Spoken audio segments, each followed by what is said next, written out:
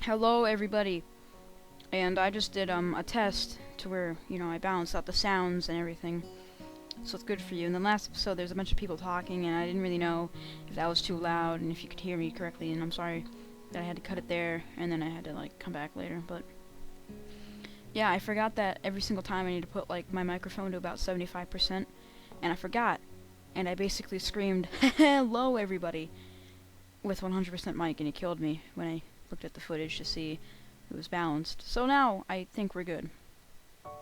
This is the 16th episode of Katawa Shoujo, and yeah. Let's see. Actually, I kind of want to do an extras, so we got the library here. Oh, this is just Axe. I got 10% completion. It's pretty good. How did I not get them yet?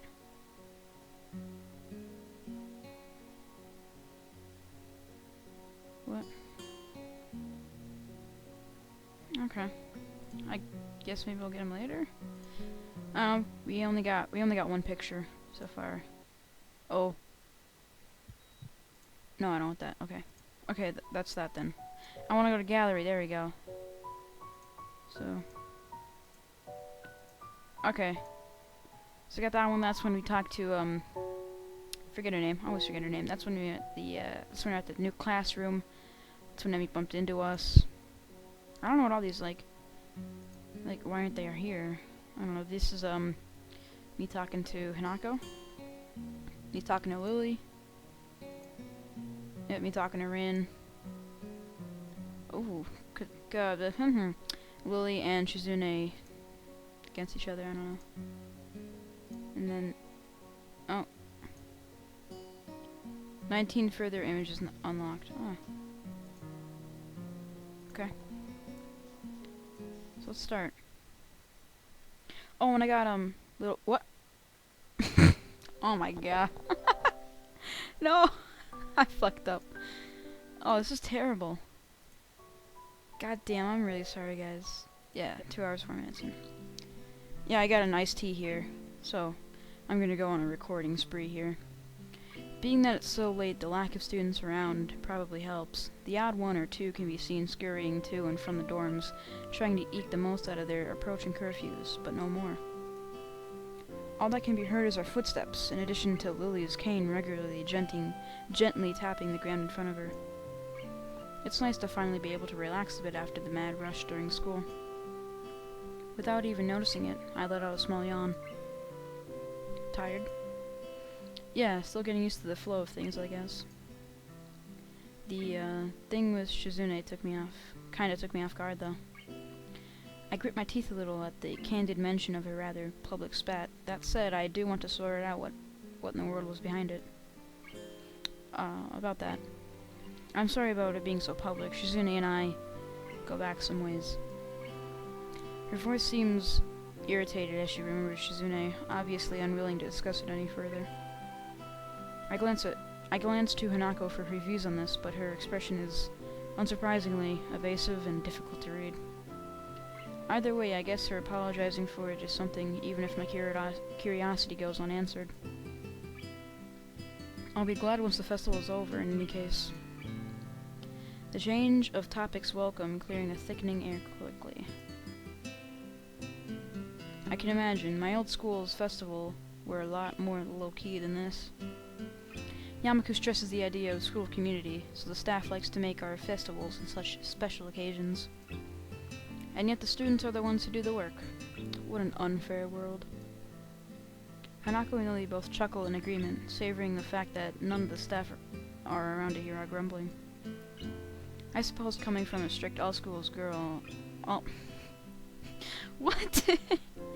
Yeah, you know that girl over there? Yeah. I went to all schools before. It's pretty weird.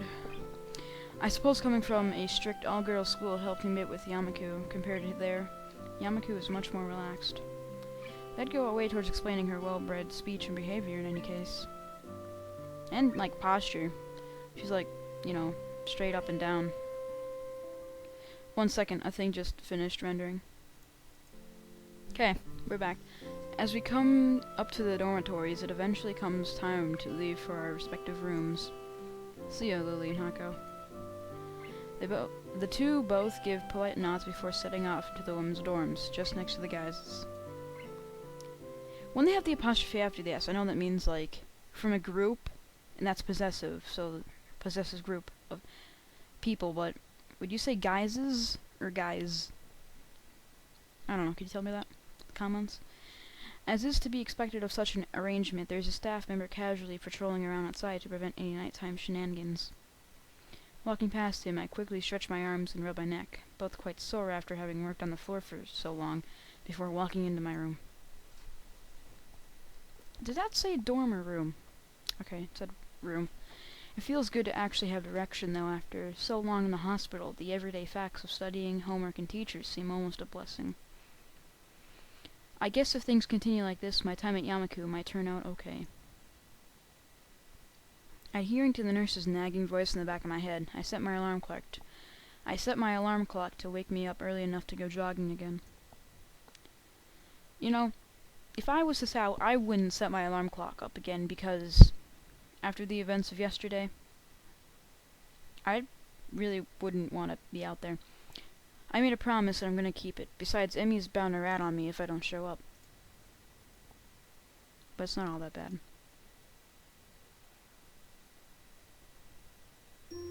I'm going to adjust my mic. Oh, hey, the passing of time. That wasn't in there for like 4 episodes or something like that. Sorry, had to adjust my mic. My morning alarm goes off, and I flail about uselessly for a while until I remember that I decided to give morning runs another shot. I don't know if this was my greatest idea, but I'm determined to keep going. This is about my health, after all. Sure, things haven't been great lately for me, but that hasn't made existence so intolerable that I'm not going to try everything I can to stay healthy. Besides, it's about asserting some kind of control over this thing, right? If I can manage that, well, I can manage anything. At least that's what I'm telling myself. Once again, it would appear that I'm not alone in my run. Emmy has apparently been here for some time. It looks like she's already worked up a good sweat. Just when the hell does she come down here anyway? Oh, it's you. Hi, Emmy. I'm surprised to see you again. Why is that? Well, not many people actually manage to come back for a second try. She frowned, seemingly annoyed by the passing thought. Like the rest of the track team, for instance.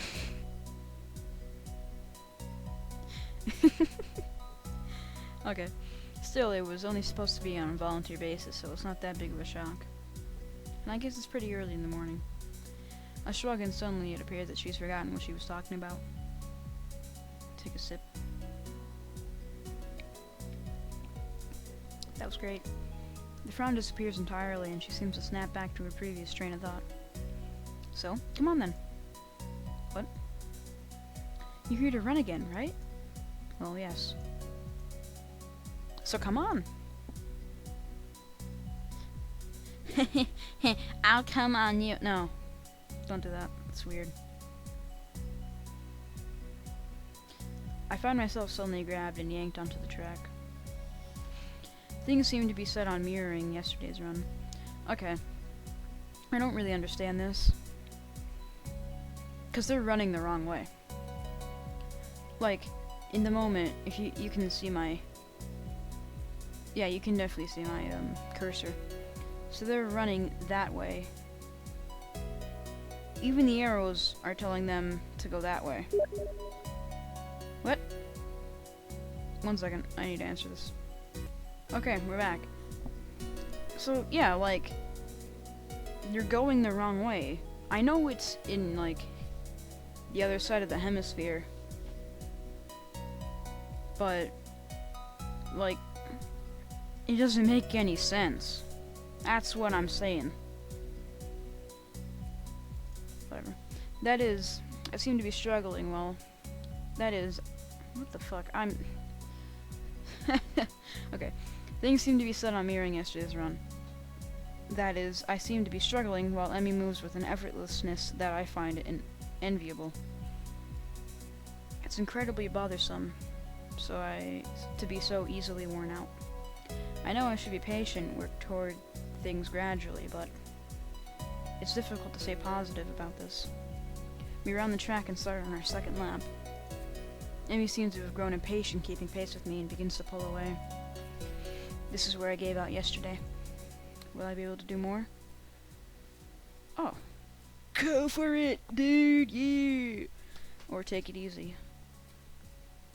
What is this, like a Saturday? I think it's a Saturday. Because they have classes Saturday. I think the festival is like tomorrow. So, I mean, with... No, like, why would you want to go for it? Like, you have a fucking goddamn fucking heart. You have a fucked up heart. Really, really bad heart. Like, totally, like, through the... What? Oh, he scared me. I thought I accidentally pressed something. So yeah, we're gonna take it easy. I let Emmy go with her own pace, and she doesn't show mercy, pulling half a lap ahead of me in an instant. I don't blame her. I mean, it's not as if I'm really putting out any sort of real fight out here, is it? Instead, I'm just running at a steady pace, which is what I should be doing, right? There's no need to be pushing my limits at this stage of the game. God, is it even worth it? Wait, at this... Yes, you heard me do my exclamations. God, is this even worth it? As we finish the second lap, I break off again. Amy keeps going, and it almost seems to me that she's disappointed. Well, that's stupid. I don't have anything to prove her, come to think of it. I've got nothing to prove to myself, either. I'm fine just the way I am. And what I'm not is a runner. This was probably a bad idea. Maybe there's something else I can do instead of this. Getting up this early sucks anyway. There's gotta be some other way to keep healthy. Walking, maybe. Nice afternoon walks. Yeah, it sounds good. Running isn't for me. I think I skipped something. Nope. Okay. I wave to Emmy and head back to my room. I'll think of something else later. Back in my room, the first thing I see is a familiar row of medication bottles lined on top of my dresser, and it makes me depressed, as usual. If you're depressed, why don't you go throw yourself off a cliff? It's snowing. I thought I was okay. I thought I had made my peace with this thing, gotten over it. But what I really did, I allowed myself to forget that I have a problem. Being here really reminds me of the reality, and trying to fight against it just hurts. Reflecting on it's only going to do so much. I've done this before. For months, it seems like it's time to get it over with. I'm messing so much things up. So I need to just, like, take a second here. Oh yeah, by the way, don't throw yourself off a cliff. It's a bad thing to do. 10 out of 10 doctors say that you'll die. Especially if there's a oral area underneath it. So yeah. If I allow myself to forget that my life is definitely not going to be as long as those of others, I won't get anywhere. My life may be different from others, but it is a life in progress. That is how I'll rationalize it. I down the usual handful of pills, trying to push a sudden dreary feeling out of my head. Then I prepare to head out to class early as usual. As I step into the hallway, I notice Kenji coming out of the hallway corner, stealthily making his way over to his room with a large bag. As he sneaks past me, he's soundlessly like a ninja, hiding in plain sight. Oh, did I miss that? As he sneaks past me soundlessly like a ninja hiding in plain sight, I call out to him. Hey. He jumps at the sound of my voice. Oh, hey man, I didn't notice you there. I'm really tired. I think it's more like he didn't see me, but that's not the issue. Where have you been this early? Shopping? Nah, I wasn't shopping. Sometimes I have to visit the math teacher. Yeah, I figured it would be a good idea to find out when the next exam is, since he tells you in advance if you want. So then, what's the bag? I thought I'd go shopping while I was... He just fucking asked you that! Ow! Ow! My desk hurts. I thought I'd go shopping while I was outside. I need supplies to continue the fight against the vast feminist conspiracy. Okay. I thought you didn't go outside. I wear a hat now.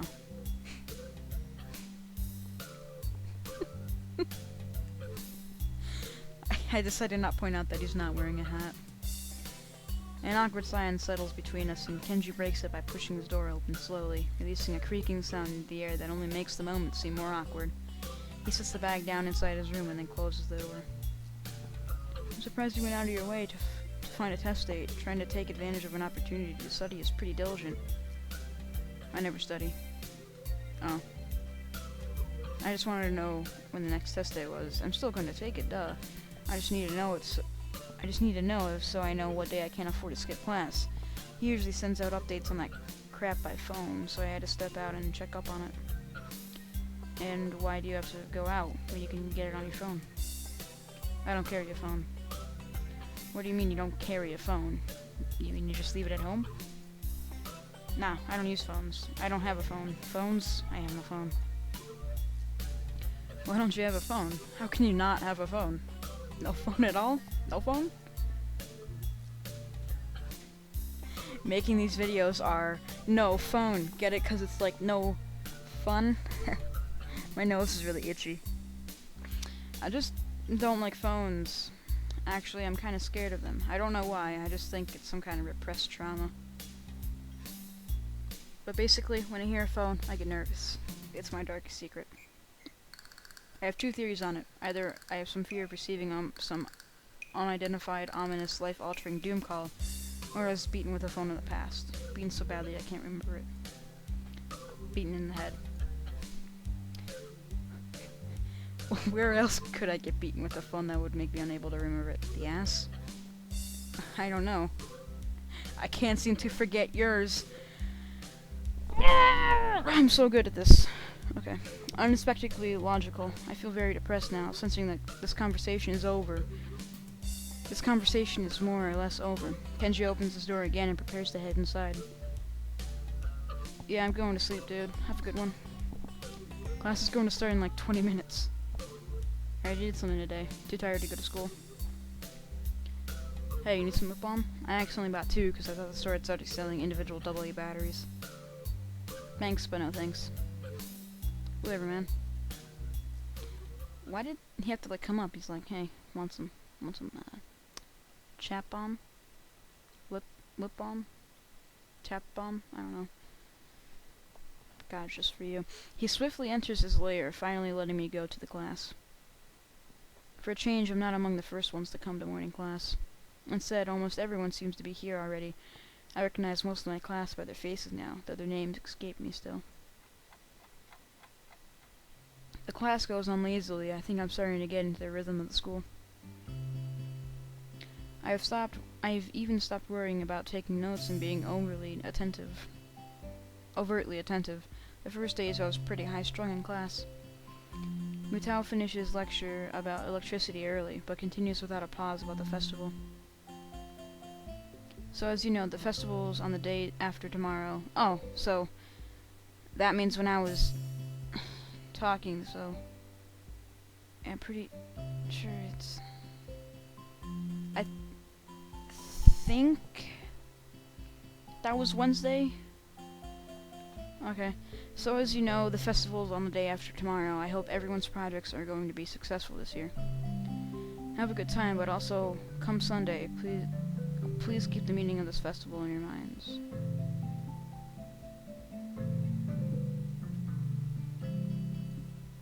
Games and fried food! Everyone bursts out in laughter, and so do I. Yes, thank you, Mikado. But what I didn't... Can I...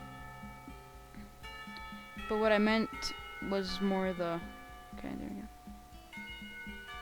The remainder of his sentence is buried beneath the ring of the lunch bells, and everyone starts packing their things. Mitao deliberates for a moment, but since almost nobody seems to pay attention anymore, he gives up and sits down. It's crowded in the hallway. Okay. Yeah. This is where I need to adjust the fix. Ah! Okay. It's crowded in the hallway, or as crowded as hallways in the school probably get. Most of the students seem to be heading down the cafeteria. Hisao! Emmy! I'm going to make you a one-time only super extra special lunch offer. Amy's homemade lunch boxes and the privilege of enjoying them in private with two bombshell beauties. Her overly flirtatious sales pitch echoes in the hallway, a remarkable feat since it's full of people. Holy shit, guys, I didn't even look. It's 20 minutes in. You guys got lucky. Got lucky. Next time, I'll find you, and I will kill you. So yeah, see you guys in the next episode. I love you all. Smooches.